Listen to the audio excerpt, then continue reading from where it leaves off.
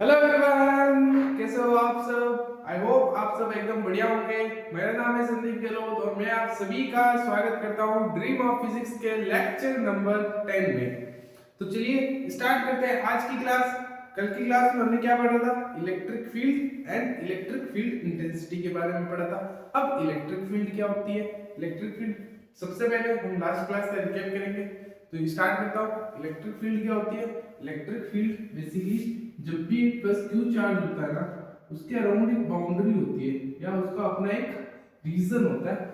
उस रीजन में जब भी हम किसी दूसरे चार्ज को लाते हैं तो दोनों चार्ज जिस एक दूसरे के ऊपर फोर्स फील करते हैं, उस रीजन को हम इलेक्ट्रिक फील्ड बोलते हैं।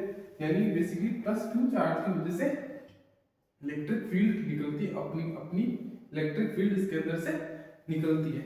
उसी तरीके से इलेक्ट्रिक फील्ड इंटेंसिटी क्या होती है? इलेक्ट्रिक फील्ड इंटेंसिटी बोलने का मतलब जब भी प्लस क्यू चार्ज से आर डिस्टेंस दूरी पर, इसी प्लस क्यू चार्ज से आर डिस्टेंस दूरी पर जब मैं किसी पॉइंट पर मुझे इलेक्ट्रिक फील्ड निकालनी, किसी पॉइंट पर मुझे क्या निकालनी हो? इलेक्ट्रिक फील्ड निकालनी। तो मैं कैसे निकालता हूं? उस पॉइंट पर कुछ नहीं, प्लस वन कूलम चार्ज रख देना। आपको इन दोनों चार्जेस के बीच में फोर्स निकालना, वही उस पॉइंट की क्या होगी? इलेक्ट्रिक फील्ड होगी। कुछ नहीं करना, इन दोनों चार्जेस के बीच में फोर्स निकालना। यानी इन दोनों चार्जेस के बीच में जो फोर्स आएगा वो k q divided by R square होगा। यही इन दोनों चार्जेस के बीच में फोर्स होएगा, यही इन दोनों चार्जेस इस पॉइंट की इलेक्ट्रिक फील्ड होगी। इसी को हम इलेक्ट्रिक फील्ड इंटेंसिटी कहते हैं। हमने काफी एग्जांपल पढ़े थे कल। रिंग के एक्सिस पर इलेक्ट्रिक फील्ड हमने देखी थी। रॉड की वजह से डी डिस्टेंस दूरी पर हमने इलेक्ट्रिक फील्ड देखी थी। दो चार्जेस के बिल्कुल परपेंडिकुलर हमने एक पॉइंट चार्ज रखा जिसका प्लस वन कूलम चार्ज था, उस पे हमने इलेक्ट्रिक फील्ड देखी। इसी तरीके से काफी एग्जांपल है जिसपे हमने कल इलेक्ट्रिक फील्ड फाइंड की थी। कल का जो लेक्चर था वो पूरा का पूरा इलेक्ट्रिक फील्ड का था। आज एक और अच्छा सवाल मैं आपको इलेक्ट्रिक फील्ड पे कराता हूँ। तो चलिए वो सवाल स्टार्ट करते हैं। तो सवाल क्या कहता है? तो सवाल कहता है कि एक रिंग है माइनस क्यू चार्ज की और एक रोड है प्लस क्यू चार्ज की। ये प्लस क्यू चार्ज की एक रोड है। इन दोनों के बीच की जो डिस्टेंस है, this distance should be L. Length of the rod, this is also L, and this is the center of the ring, and this is the radius of the ring is also L. तो हमें find क्या करना है? हमें basically इस ring और इस road के बीच में एक पॉइंट है, इस पॉइंट पर हमें इलेक्ट्रिक फील्ड फाइंड करनी है। इस पॉइंट पर हमें इलेक्ट्रिक फील्ड फाइंड करनी है। इस पॉइंट पर मैं इलेक्ट्रिक फील्ड कैसे फाइंड करूंगा? उसका तरीका क्या होगा? इस रिंग की वजह से इस पॉइंट पर इलेक्ट्रिक फील्ड हमें निकालना आता है, इस रोड की वजह से इस पॉइंट पर हमें इलेक्ट्रिक फील्ड निकालना था। हमने कल ही पढ़ा था। This distance should be L/2 and this is also L/2। तो नेट इलेक्ट्रिक फील्ड जो आएगी, इलेक्ट्रिक फील्ड एक वेक्टर क्वांटिटी है इसलिए ये डायरेक्शन मैटर करती है। यानी इस पॉइंट पर जो इलेक्ट्रिक फील्ड आएगी प्लस की वजह से अवे होगी इधर की डायरेक्शन में, और नेगेटिव चार्ज की वजह से भी इलेक्ट्रिक फील्ड इसी डायरेक्शन में होगी। यानी जो नेट इलेक्ट्रिक फील्ड आएगी वो electric field due to ring, electric field due to ring plus electric field due to rod, ये आएगी। और रिंग की वजह से इलेक्ट्रिक फील्ड कितनी आएगी? Electric field due to ring वो होती है हमारी के क्यू, डायरेक्शन बना दी इसलिए नेगेटिव चार्ज माइनस नहीं देगा। के क्यू एक्स की जगह L/2 into L/2 plus L का होल स्क्वायर, बेसिकली L/2 का होल स्क्वायर प्लस L का होल स्क्वायर। होती क्या थी? R square plus x square. यहाँ पे x की वैल्यू L/2 रखी मैंने और आर स्क्वायर की जगह L स्क्वायर रख दिया। तो ये जो सॉल्व करने पर जो आंसर आ रहा है वो आ रहा है के Q L divided by 2 into L square divided by 4 plus L square की होल पावर 3/2 के Q L 2 5 L square by 4 की होल पावर 3/2। जो ट्रांसफर आएगा वो आएगा के क्यू एल 2 5/4 की पावर 3/2 इंटू एल का क्यूब के क्यू एल डिवाइडेड बाई 2, ये आ गया 5/3/2 इंटू 2 का स्क्वायर 4, यानी ये आ जाएगा 8। It should be L cube, L से एल गया 2 की पावर 8 से, तो आंसर आएगा 4k क्यूब डिवाइडेड बाय 5 की पावर 3/2 इंटू एल स्क्वायर। ये आ जाती है मेरी electric field due to wind. अब electric field due to rod वो निकाल लेता हूँ मैं।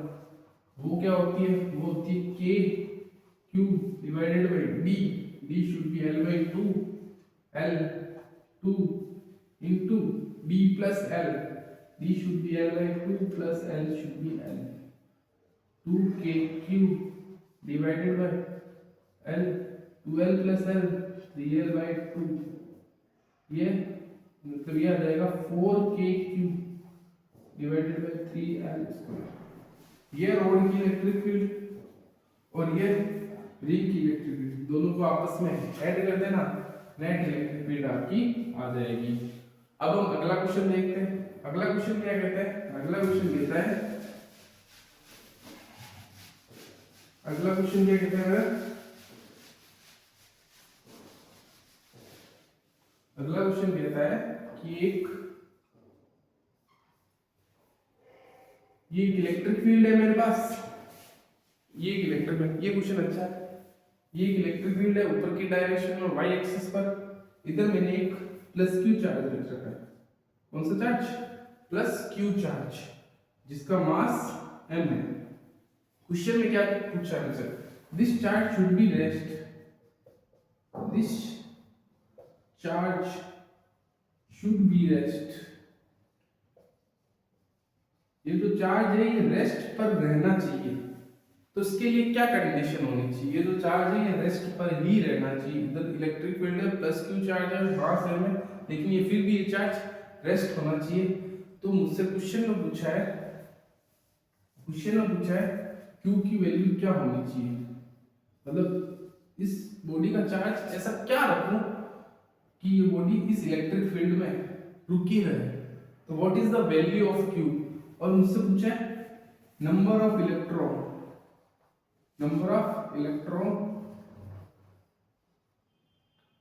रिमूव फ्रॉम बॉडी, कितने इलेक्ट्रॉन इस बॉडी से रिमूव हुए, कितने इलेक्ट्रॉन इस बॉडी से रिमूव हुए। तो क्वेश्चन में करूंगा कैसे, मुझे पता है ये अगर प्लस क्यू चार्ज की बॉडी है, इलेक्ट्रिक फील्ड वाई डायरेक्शन में ई है, तो कहीं ना कहीं ऊपर की डायरेक्शन में एक फोर्स लगेगा Q E, electric field plus Q charge. जब भी किसी चार्ज को एक इलेक्ट्रिक फील्ड में रखते हैं तो जो फोर्स लगता है उस इलेक्ट्रिक फील्ड में उस चार्ज को उसी डायरेक्शन में लगता है जिस डायरेक्शन में इलेक्ट्रिक फील्ड है। अगर चार्ज कैसा है, प्लस क्यू चार्ज है, तो और जो वैल्यू ऑफ द फोर्स होगी वो कितनी होगी, क्यू इनटू ई, क्योंकि कल हमने पढ़ा था force electric field is equal to था फोर्स पर यूनिट चार्ज, तो force should be equal to था क्यू इनटू ई।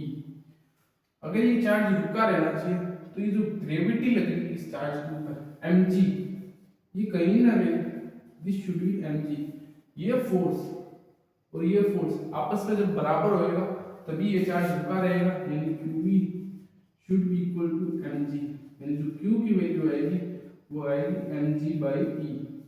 अगर मुझे यहाँ से number of electron removed from the body निकालना तो मैं कैसे निकालूंगा, हमें पता है चार्ज क्वांटाइजेशन का मेथड, फर्स्ट या सेकंड लेक्चर में हमने पढ़ा था charge of quantization.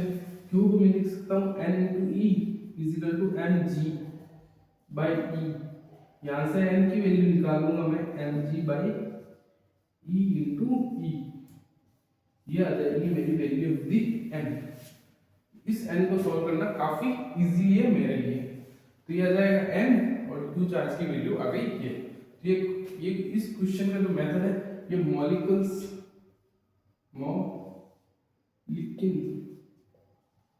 Way coin drop method है, मेथड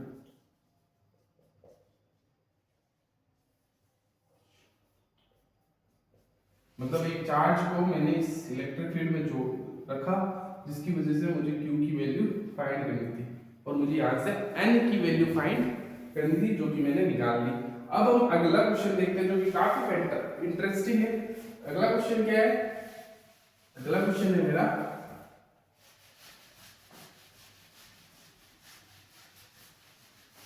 अगला क्वेश्चन है कि एक जैसे एक बॉडी है इधर, इस तरीके से एक बॉडी है, electric field positive x direction में मैंने क्या दे दी? एक इलेक्ट्रिक फील्ड दे दी। इस बॉडी का मास m है एंड इस बॉडी का चार्ज q है, और पॉजिटिव डायरेक्शन में मैंने इलेक्ट्रिक दी थी। तो ये जो चार्ज q है ये पॉजिटिव चार्ज है, इलेक्ट्रिक फील्ड x डायरेक्शन में। मुझसे क्वेश्चन में क्या फाइंड करना है? Find angle of string, angle of string with, find angle of string with equilibrium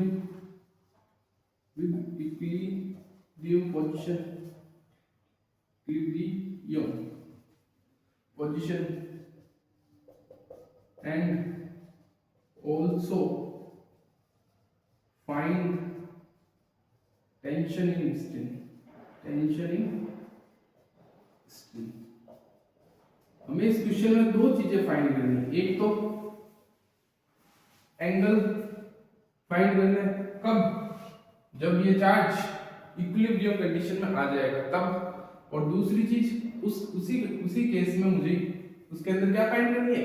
tension of the string find करनी है। तो मैं कैसे फाइंड करूंगा? सबसे पहले दिस द बॉडी, कहीं ना कहीं इलेक्ट्रिक इस डायरेक्शन में होगी, तो ये जो बॉडी है ना वो कहीं ना कहीं इधर की तरफ टिल्ट हो जाएगी। क्यों? क्योंकि इस पर इधर की डायरेक्शन में फोर्स लगेगा Q into E, एक फोर्स लगेगा इस बॉडी पर QE, कहीं ना कहीं इस डायरेक्शन, तभी वो बॉडी ऐसे टिल्ट हो जाएगी, तब ये एंगल थीटा बनेगा। और mg की वैल्यू ये, इधर की डायरेक्शन में फोर्स लग रहा है QE। अब ये जो बॉडी है वो एक इक्विलिब्रियम कंडीशन में आ चुकी है। इक्विलिब्रियम कंडीशन में कैसा आ रहा है? इधर फोर्स जितना लगना था वो लग चुका है, मास mg इधर है, टेंशन T इधर है। अब इस टेंशन T के दो कंपोनेंट होंगे, इधर की direction, this angle should be also theta, this is the T cos theta and this should B T sin theta. अभी जो बॉडी है वो इक्विलिब्रियम कंडीशन में आ चुकी है, यानी इस बॉडी पर अब नेट फोर्स इक्वल टू 0 है। हमसे क्वेश्चन में पूछा क्या? जब ये बॉडी इक्विलिब्रियम कंडीशन पे आ जाए तब उस स्ट्रेन का एंगल बता देना कितना होगा, थीटा की वैल्यू हमसे क्वेश्चन में पूछी। तो हमें तो ये केस तो हमने ऑलरेडी पढ़ रखा है पीछे क्लासेस में। इसकी वैल्यू इसके बराबर, इसकी वैल्यू इसके बराबर, यानी ये आंसर आएगा that should be tan theta is equal to Fe by mg। यहाँ पे Fe की वैल्यू बेसिकली यहाँ QE is equal to T tan T sin theta and T cos theta is equal to mg। तो basically QE by mg आएगा tan theta, और QE हमें पता है क्या होता है? फोर्स ही तो होता है। तो tan थीटा की वैल्यू Fe by mg, यानी इसलिए थीटा की वैल्यू आ जाएगी tan inverse Fe by mg। Theta की वैल्यू आ जाएगी tan inverse Fe by mg। और उनसे टेंशन की वैल्यू भी पूछी, तो इस धागे के अंदर टेंशन कितनी है? तो कोई नहीं, इन दोनों को स्क्वायर करके ऐड कर देते हैं। स्क्वायर करके जैसे मैं ऐड करूंगा T square sine square theta plus cos square theta is equal to QE by mg। नहीं, ऐड स्क्वायर करके ऐड करना है, तो ये आ जाएगा मेरा Q square E square plus m square G square. तो यहां से ये वैल्यू तो 1 हो जाती है, यानी टेंशन ऑफ द स्ट्रिंग आ जाती है अंडर रूट में Q square E square plus m square G square. ये आ जाती है टेंशन की वैल्यू, ये आ जाती है टेंशन की वैल्यू। आप टेंशन को डायरेक्ट भी सॉल्व कर सकते हैं। कैसे? टेंशन इस बॉडी में ऐसे लग रहा था, इस बॉडी पर टेंशन इस तरीके से लग रही थी, QE इधर था, mg इधर था। इन दोनों का जो नेट रिजल्टेंट आता था ना, वो कहीं ना कहीं टेंशन के बराबर ही तो होता। इन दोनों QE और LG फोर्स का जो नेट रिजल्टेंट फोर्स आता, वो कहीं ना कहीं टेंशन के बराबर ही तो होता। तो अंडर रूट में QE Q square E square plus M square G square that should be equal to T, यानी T की वैल्यू क्या है, अंडर रूट में Q square E square plus M square G square. ये हमसे question में पूछा था और ये हमने निकाल दिया। T पता चल गया, थीटा पता चल गया। अब हम नेक्स्ट क्वेश्चन पर आते हैं। अगला क्वेश्चन क्या कहता है, अगला क्वेश्चन कहता है मेरा,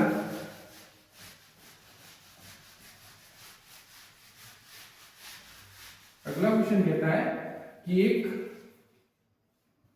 इलेक्ट्रिक फील्ड है ऊपर की डायरेक्शन, एक मेरे पास बॉडी है m मास की जिस पर चार्ज माइनस q है, इस पर इस बॉडी पर चार्ज जिस पर माइनस q है,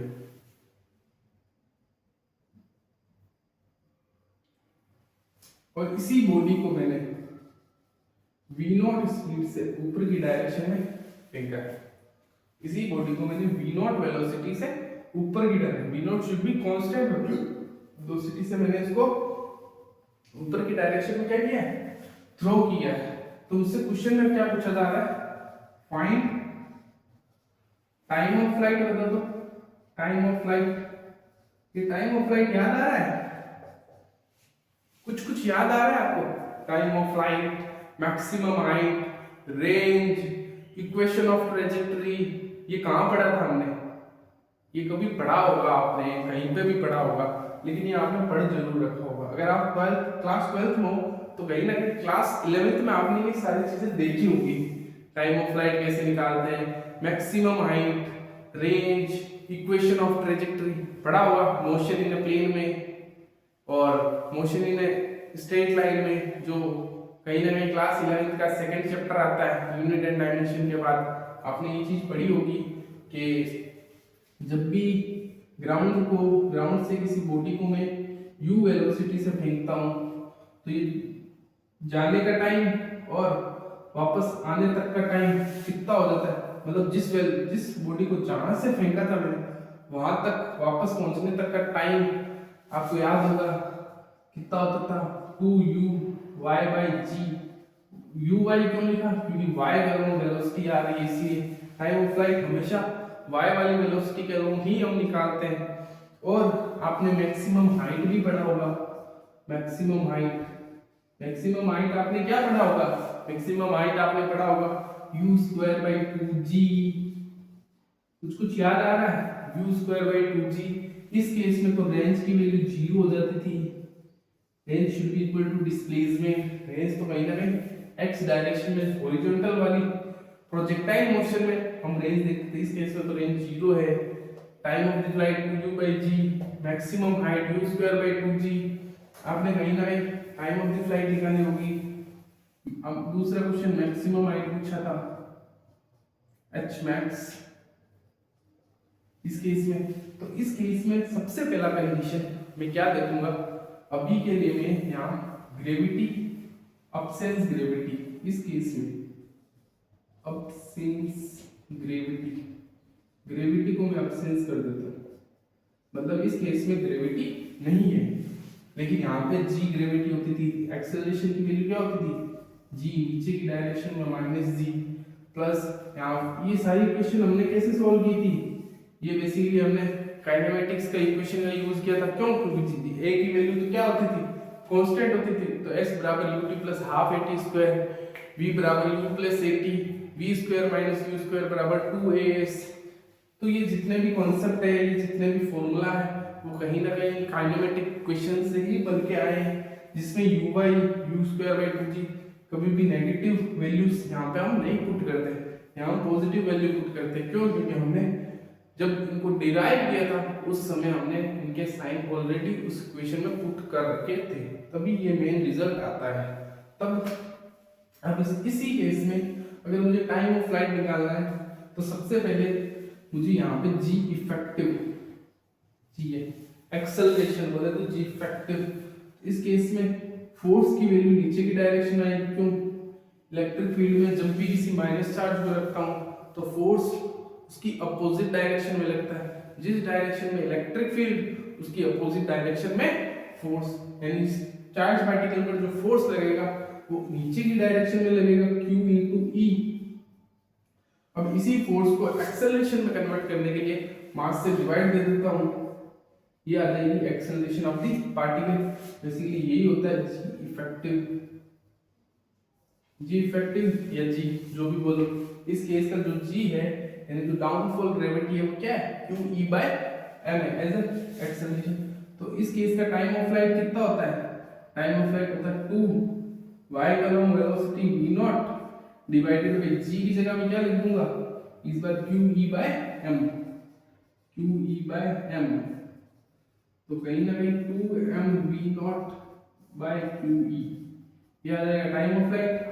मैक्सिमम हाइट कैसे निकालूंगा, मैक्सिमम हाइट निकालने का फॉर्मूला होता है u स्क्वायर बाय 2g, यानी u स्क्वायर की वैल्यू v नॉट का स्क्वायर डिवाइडेड बाय 2, g की value q e by m।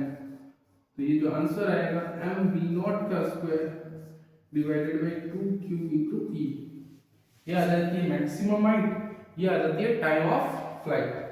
Time of flight, maximum height हमें पता चल गई। अब इसी केस में अगर मैं एब्सेंस की जगह प्रेजेंट g, अगर इस केस में g प्रेजेंट हो यानी ग्रेविटी की वैल्यू इस केस में हो, ग्रेविटी जैसे ही होएगा तो इस केस में कुछ नहीं, g इफेक्टिव में q e by m plus g होता था, यानी q e बाय m लग रहा था, अब g एक्स्ट्रा लग जाएगा।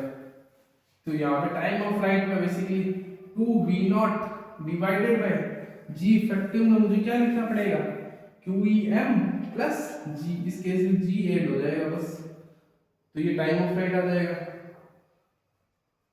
और इस केस में G की जगह G इफेक्टिव में आप क्या लिख दोगे QE by M plus G, तो आपकी मैक्सिमम हाइट इस तरीके से आ जाएगी। ये था आपका क्वेश्चन नंबर सेकेंड, थर्ड, ये जो भी है। फिर अगला क्वेश्चन हमें क्या कहता है, अगला क्वेश्चन कहता है, अगला क्वेश्चन प्रोजेक्टाइल मोशन का है। अगला क्वेश्चन हमारा, अगला क्वेश्चन एक प्रोजेक्टाइल है इस तरीके की, इस तरीके की एक प्रोजेक्टाइल है जो कहीं ना कहीं प्लस क्यू चार्ज का बॉडी है, जिसको मैंने इधर की डायरेक्शन में v नॉट वेलोसिटी से थ्रो किया है इस तरीके से, एक गोल गोल ऐसे मारा। तो कहीं ना कहीं इसकी अपनी एक रेंज होगी जहां जाके ये गिरेगा, मान लो यहाँ पे ये गिरती है, this angle should be theta. और इस केस में जो इलेक्ट्रिक फील्ड है वो कहीं ना कहीं मेरी नीचे की डायरेक्शन में है, इस केस में जो इलेक्ट्रिक फील्ड है वो मेरी नीचे की डायरेक्शन में। तो इसके सबसे पहले एब्सेंस ऑफ ग्रेविटी सॉल्व करेंगे, उसके बाद प्रेजेंस ऑफ ग्रेविटी सॉल्व करेंगे। इसी केस में मुझे मैक्सिमम हाइट पूछी थी, मैक्सिमम हाइट बता दो, टाइम ऑफ फ्लाइट बता दो और रेंज बता दो। ये सभी क्वेश्चन है इसके, पहला, दूसरा, तीसरा, ये आपके क्वेश्चन आ सकते हैं जेईई मेंस में, काफी आते हैं इस टाइप के क्वेश्चन। तो इस टाइप के क्वेश्चन को सॉल्व कैसे करेंगे, नीचे की डायरेक्शन में electric field plus Q charge है ये, जो कि v नॉट वेलोसिटी से थ्रो की है, तो हमें पता है x के along velocity v not cos theta, y के along velocity v not sin theta, यानी जो vx दे रखा है वो v not cos theta and vy दे रखा है वो दे रखा है मैंने v नॉट sin थीटा। अब ay कितना है और ax कितना है, ay मेरा पास कितना है qe by m, ये मेरे पास a है, इधर की जिस इलेक्ट्रिक फील्ड अगर इस डायरेक्शन में तो इस चार्ज पार्टिकल पर फोर्स भी तो इसी डायरेक्शन में लगेगा, यानी इस पर ay कितना है qe by m, ax should be equal to 0, क्योंकि x के अलावा तो कोई एक्सेलरेशन है ही नहीं, तो x 0। मुझसे क्वेश्चन में टाइम ऑफ द फ्लाइट पूछा है, टाइम ऑफ फ्लाइट क्या होता है आपने क्लास 11 में पढ़ा होगा, टाइम ऑफ फ्लाइट 2u/g होता है, यानी इस बार u कितना है u sin theta by g, और maximum height u square y by 2g होता है, और u स्क्वायर u की वैल्यू कितनी है v not sin theta, v not का square sin square theta by g, theta by 2g, यानी इस केस में जो आंसर आएगा हमको मैक्सिमम हाइट का जो आंसर आएगा वो आएगा वी नॉट का square sine square two T.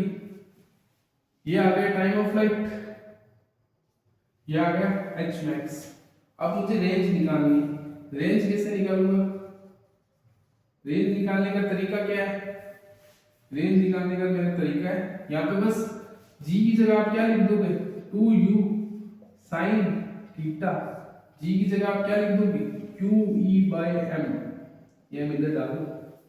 इसी केस में जी की जगह QE/m लिख दोगे। v नॉट का square sine square theta divided by 2 QE/m। ये आ जाएगा h मैक्स, ये आ जाएगा time of flight. Range, range क्या होती है? रेंज होती है हमारा 2 times ux uy divided by g। 2 times ux should be v not sin theta, नहीं v not cos theta, uy should be v not sin theta जी। तो ये होता है मेरे पास 2 टाइम्स v नॉट, 2 को अलग कर देता हूं, this should be v not का square. 2 sin theta cos theta को मैं लिख सकता हूं sin 2 theta divided by g। ये आ जाती है मेरी रेंज, जो बोले तो x की वैल्यू, जिसमें g की जगह क्या लिख देंगे v square sin 2 theta divided bye QE/m। ये आ जाएगी मेरी रेंज। और रेंज निकालने का एक बहुत ही अच्छा तरीका है, रेंज कुछ भी नहीं होती, y वाले वेलोसिटी x के अलोंग जो वेलोसिटी होती है ना, y वाली वेलोसिटी तो सिर्फ टाइम को बताती है, मतलब जो आगे ले जाने वाली वेलोसिटी होती है ना वो v cos theta, v not cos theta होती है। v नॉट sin थीटा सिर्फ इसको ऊपर ले जाती है, ये बॉडी कितना ऊपर जा सकती है। आगे ले जाने वाली velocity v not cos theta होती है, मतलब ये हर जगह v नॉट cos थीटा, इधर भी v not cos theta. Top point पर भी कई बार डाउट होता है कि सर टॉप पॉइंट पर तो वेलोसिटी जीरो होती है, नहीं, वो जब हम मोशन अंडर ग्रेविटी पढ़ते हैं ना तब होता है। इस केस में जब मैंने इस बॉडी को ऊपर की डायरेक्शन में v नॉट से फेंका तब टॉप पॉइंट पर वेलोसिटी जीरो होती है, लेकिन प्रोजेक्टाइल के केस में ये नहीं होता। प्रोजेक्टाइल के केस में x के अलोंग एक वेलोसिटी होती है v नॉट cos थीटा, ये हमेशा सेम ही रहती है, ये कभी चेंज ही नहीं होती। क्यों? क्योंकि इसके पास चेंज करने का कोई रास्ता ही नहीं होता। इसके पास x के अलावा एक्सेलरेशन नहीं होती, एक्सेलरेशन नहीं है तो इसकी वेलोसिटी हमेशा कांस्टेंट रहती है। तो यहाँ भी ये बॉल गिरती है ना, उस समय भी इसके पास v not cos theta velocity रहती है, उस समय भी इसके पास v not cos theta velocity रहती है।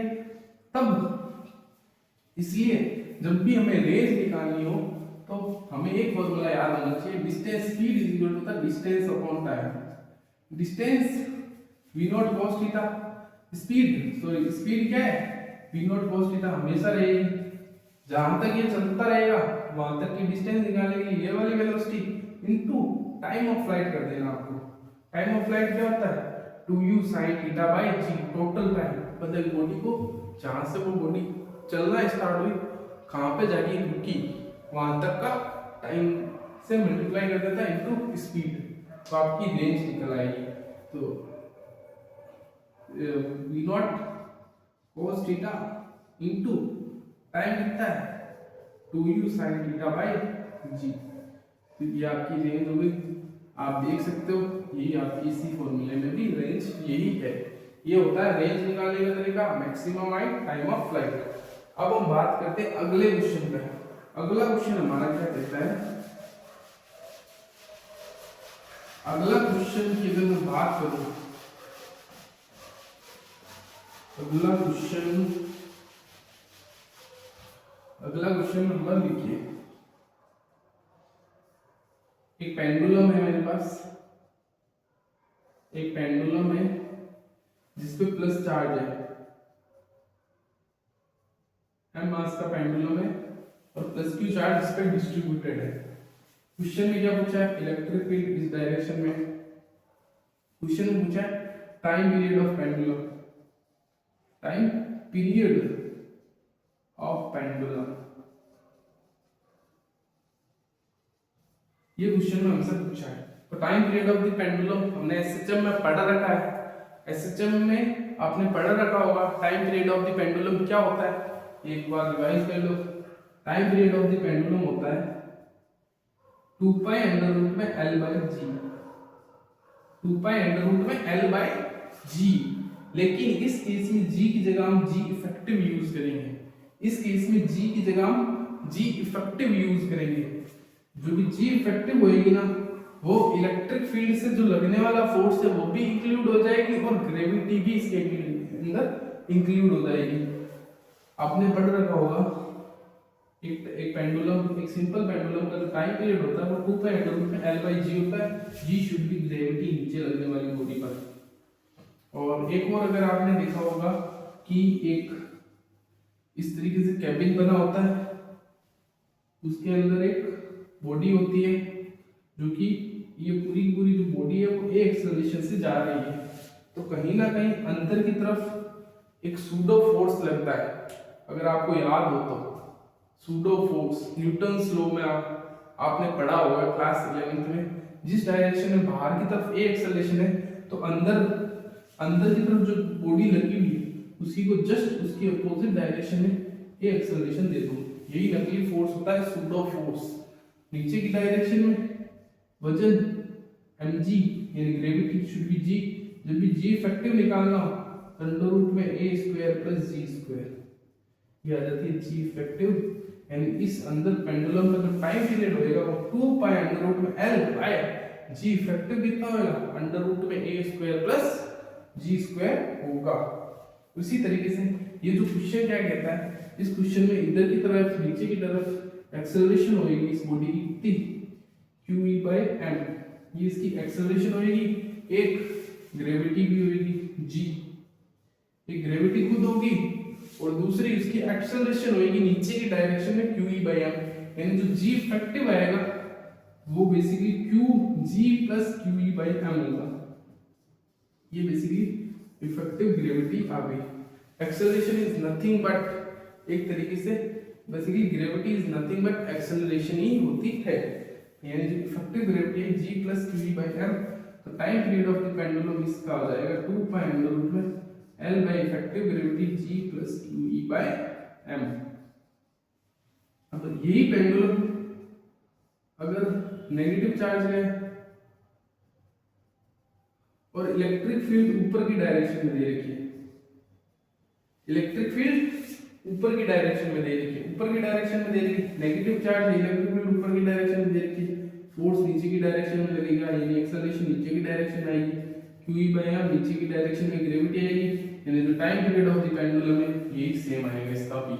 अगर क्वेश्चन में यही नेगेटिव चार्ज, लेकिन इस बार इलेक्ट्रिक फील्ड इधर की डायरेक्शन में दे रखी है, इस बार इलेक्ट्रिक फील्ड अगर इधर की डायरेक्शन में दे रखी है तो फोर्स ऊपर की डायरेक्शन में, फोर्स ऊपर की डायरेक्शन में मतलब एक्सेलरेशन ऊपर की डायरेक्शन, एक्सेलरेशन ऊपर की डायरेक्शन में कितना आएगा QE बाय m, और नीचे की डायरेक्शन में ग्रेविटी g। तो सर अगर फोर्स ऊपर की डायरेक्शन में तो कौन सा ज्यादा होगा, g ज्यादा होगा या फिर QE बाय m ज्यादा होगा? इन दोनों में से ऑब्वियसली बात है g ज्यादा होगा। ग्रेविटी नीचे की डायरेक्शन में इस बॉडी को ज्यादा वेंसिटी होगी एज कंपेयर टू ऊपर की डायरेक्शन में फोर्स कम लग रहा हो। अगर ऊपर की डायरेक्शन में फोर्स ज्यादा लग रहा होता तो ये बॉडी ऊपर की तरफ शिफ्ट हो जाएगी, ऊपर की तरफ शिफ्ट हो जाएगी। इसका मतलब इसका टाइम पीरियड तो हम निकाल ही नहीं सकते, इस केस में इसका टाइम पीरियड तो निकाल ही नहीं सकते क्योंकि धागा तो लूज बढ़ गया। पेंडुलम अब हो कहां रहा, अब ये क्या है, अब ये जो एसएचएम हो रहा है वो हो कैसे रहा है, सिंपल हार्मोनिक क्वेश्चन तो हो ही नहीं रहा है। तो इसका मतलब जो ग्रेविटी g है यही ज्यादा होगी इस केस में, इस केस में g की वैल्यू ही ज्यादा होगी।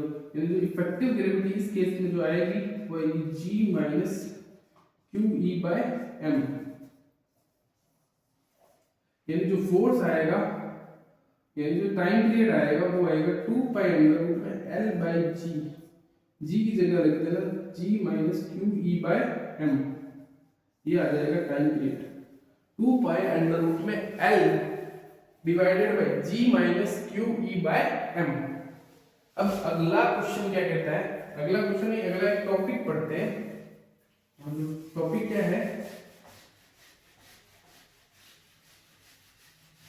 अगला टॉपिक है, ये क्वेश्चन आई होप आपको समझ में आ गए होंगे क्योंकि क्वेश्चन काफी आसान है, कुछ भी नहीं पूछा। सबसे पहला केस हमने क्या देखा था, एक +q चार्ज की बॉडी रखी थी जिसपे इलेक्ट्रिक फील्ड ऊपर की डायरेक्शन में थी, v0 वेलोसिटी से हमने उसे थ्रो किया था ऊपर की डायरेक्शन में। Time of flight, maximum range, maximum height, ये सब हमने पढ़ा था और ये सब हमने ऑलरेडी क्लास 11 में रखा था।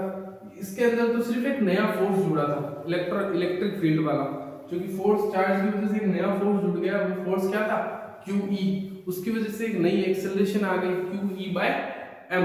बाकी तो हमने ऑलरेडी क्लास 11th में देखा था, आपने ऑलरेडी क्लास 11th में देखा था क्या, QE/m। तो बाकी तो ग्रेविटी वगैरह, प्रोजेक्टाइल मोशन, एक बॉडी को ऊपर फेंकता हूँ तो उसका टाइम पीरियड क्या होगा, उसकी रेंज क्या होगी, या उसकी एक्सेल। अगर आपने क्लास 11th में ये सब चीजें नहीं भी पढ़ रखी तब भी मैंने आपको इसका शॉर्ट चीजें तो बताई थी वगैरह, शॉर्ट फॉर्मूले ये कहाँ से आते हैं और ये कैसे बनते हैं ये फॉर्मूले, ये तो मैंने आपको अभी बता ही दिया। जैसे टाइम पीरियड का फॉर्मूला था 2u/g, time of flight, maximum height u²/2g, range 2ux uy into g, ux is the velocity along x, uy should be velocity along y। उसके बाद इफेक्टिव ग्रेविटी थी। इफेक्टिव ग्रेविटी का concept काफी simple था, जिस direction में electric field थी, अगर पॉजिटिव चार्ज था तो फोर्स भी उसी डायरेक्शन में, यानी जी तो ऑलवेज अंडर द ग्रेविटी, यानी नीचे की डायरेक्शन में ही लगेगा। बस फोर्स को देखना है, फोर्स देख लोगे तो एक्सेलरेशन देख लोगे, एक्सेलरेशन पता चल जाएगी तो दोनों को जोड़ देना, वही आपकी इफेक्टिव ग्रेविटी होगी। उसी को टाइम पीरियड वाले क्वेश्चन में रख देना इफेक्टिव ग्रेविटी, और वही इफेक्टिव ग्रेविटी आपके Hmax, the time of the flight, इन सब क्वेश्चन में यूज होते हैं। तो ये क्वेश्चन काफी इजी थे और ये क्वेश्चंस आपके जेईई मेंस में काफी पूछे जाते हैं, इसलिए मैंने आपको ये सारे क्वेश्चंस या जितने भी एग्जांपल्स हैं ये मैंने आपको कराए हैं। अब हम नेक्स्ट टॉपिक पढ़ने वाले हैं। नेक्स्ट टॉपिक तो क्या, ये भी एक तरीके का एक क्वेश्चन ही है। तो क्वेश्चन क्या कहता है, electric field due to charged and charged distribution, ये एक तरीके का टॉपिक बोलो, चाहे इलेक्ट्रिक फील्ड होना पता नहीं है, चार्ज डिस्ट्रीब्यूशन बोलो। जैसे ये चार्ज डिस्ट्रीब्यूशन, एक रोड है, इस तरीके की दो प्लेट है मेरे पास, दो प्लेट है, एक प्लेट पॉजिटिव चार्ज की होगी, एक प्लेट नेगेटिव चार्ज की होगी। ये भी एक प्लेट है और ये भी एक प्लेट है, ये नेगेटिव चार्ज, ये वाली प्लेट पॉजिटिव चार्ज। अगला चैप्टर हमारा कैपेसिटर, अगला चैप्टर जब भी हम पढ़ेंगे उसमें हम कैपेसिटेंस के बारे में देखेंगे। इलेक्ट्रिक फील्ड हमेशा पॉजिटिव टू नेगेटिव होती है, डायरेक्शन ऑफ द जो इलेक्ट्रिक फील्ड होती है वो हमेशा पॉजिटिव टू नेगेटिव होती है। ये मेरी क्या है, इलेक्ट्रिक फील्ड है। मैंने यहाँ पे क्या रखा है, एक +q चार्ज है, एक +q चार्ज है जिसका मास m है, इसको मैंने हॉरिजॉन्टली v0 वेलोसिटी से इधर थ्रो किया है, बिल्कुल सीधा, यानी x के अलोंग एक्सेलरेशन 0 है, x के अलोंग वेलोसिटी v0 है, लेकिन x के अलोंग एक्सेलरेशन 0, y के अलोंग वेलोसिटी 0 है, लेकिन y के अलोंग एक्सेलरेशन कितना है इस बार, इस केस में ग्रेविटी एब्सेंस ले रखी है मैंने, ग्रेविटी यहाँ पे इंक्लूड नहीं करना, ग्रेविटी इंक्लूड नहीं करना, तो इस केस में जो g आएगा मेरा वो कितना आएगा, QE/m, नीचे की डायरेक्शन में, क्योंकि इलेक्ट्रिक फील्ड अगर नीचे की डायरेक्शन में, पॉजिटिव चार्ज है तो फोर्स भी नीचे की डायरेक्शन में होएगा, जिस डायरेक्शन में इलेक्ट्रिक फील्ड उसी डायरेक्शन में फोर्स, उसी डायरेक्शन में एक्सेलरेशन, यानी एक्सेलरेशन कितनी आएगी, QE/m। तो इस केस में जो y के अलोंग एक्सेलरेशन आ जाएगी वो आ जाएगी QE/m। इस क्वेश्चन में हम इक्वेशन ऑफ ट्रेजेक्टरी के बारे में भी पढ़ेंगे। ये जो बॉडी है वो यहाँ से चलते चलते कुछ इस तरीके से जाएगी, यहाँ जाके ये रुकेगी, क्यों? क्योंकि फोर्स नीचे की डायरेक्शन में लग रहा है, फोर्स नीचे की डायरेक्शन में लग रहा है, फोर्स नीचे की डायरेक्शन में लग रहा है, लेकिन ये बॉडी वेलोसिटी इस डायरेक्शन में, कहीं ना कहीं इसको नीचे लाता जाएगा फोर्स। इसकी जो डायरेक्शन है, इसका जो रास्ता है, पाथ, वो पाथ हमें निकालना है, कौन से पाथ पे ये बॉडी चल रही है। अब बात करते हैं इक्वेशन ऑफ ट्रेजेक्टरी पर। इक्वेशन ऑफ ट्रेजेक्टरी ये होती क्या है? इक्वेशन ऑफ ट्रेजेक्टरी क्या होती है? इक्वेशन ऑफ ट्रेजेक्टरी समझने का मतलब, ये जो बॉडी है, ये बॉडी किस पाथ पर चल रही है, उसी को हम इक्वेशन ऑफ ट्रेजेक्टरी बोलते हैं। इक्वेशन ऑफ ट्रेजेक्टरी मतलब कोई भी बॉडी किस पाथ पर चलती है। जैसे फॉर एग्जांपल x बराबर या फिर y बराबर 2x प्लस 3, इसकी पावर 1, इसकी भी पावर 1। ये एक ऐसी इक्वेशन है, ये कौन सी इक्वेशन है? ये एक स्ट्रेट लाइन की इक्वेशन है, स्ट्रेट लाइन की इक्वेशन। स्ट्रेट लाइन की इक्वेशन बोलने का मतलब, ये जो बॉडी है, कोई भी बॉडी किस डायरेक्शन में, किस लाइन पर चलेगी? स्ट्रेट लाइन पर चलेगी, मतलब ऐसे सीधे सीधे सीधे सीधे ये बॉडी चलेगी। अब मैं बात करता हूँ x square plus Y square बराबर r square. This is the equation of the circle, this is the equation of the circle. इस केस में कोई भी बॉडी चलेगी तो सर्कल की शेप में चलेगी। और इस केस में अगला केस x बराबर वाई स्क्वायर, x की पावर 1 y की power 2, this is the equation of the parabola. ये आपने मैथ में क्लास 11 में पढ़ रखा होगा। This is the equation of the parabola. इस केस के अंदर कोई भी पार्टिकल अगर चलेगा तो वो पैराबोलिक शेप में चलेगा। इस केस में कोई भी पार्टिकल चलेगा वो सर्कल की शेप में, इस केस में वो स्ट्रेट लाइन पर चलेगा। तो बताओ ये जो चार्ज पार्टिकल है ये किस रास्ते पर चल रहा है? वो रास्ता हमसे पूछा, उस रास्ते को फाइंड करने का तरीका क्या होता है? इक्वेशन ऑफ ट्रेजेक्टरी हम निकालते कैसे किसी भी बॉडी की? तो पहली कंडीशन फाइंड, सबसे पहले क्या फाइंड करोगे? y is a function of x, मतलब जैसे x बराबर फंक्शन ऑफ t, मतलब x as a function of time निकालना। सबसे पहले x as a function of time निकालना, दूसरा y as a function of time निकालना। सबसे पहले क्या फाइंड करोगे? x as a function of time, second y as a function of time, third eliminate t, eliminate t को eliminate कर देना और y as a function of x हमारा निकल जाएगा। यही हमारी इक्वेशन ऑफ द ट्रेजेक्टरी होगी, यही हमारी इक्वेशन ऑफ ट्रेजेक्टरी होगी। सबसे पहले x as a function of time, y as a function of time, eliminate time, y as a function of x, यही हमारी इक्वेशन ऑफ द ट्रेजेक्टरी होगी। अगर इसी क्वेश्चन में अगर मैं इक्वेशन ऑफ ट्रेजेक्टरी निकालूं तो मैं कैसे निकालूंगा? तो देखिए,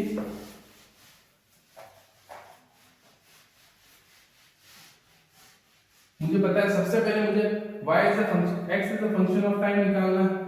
x as a function of time मतलब x के अलोंग वेलोसिटी कितनी है? v0, x के अलोंग एक्सेलरेशन 0।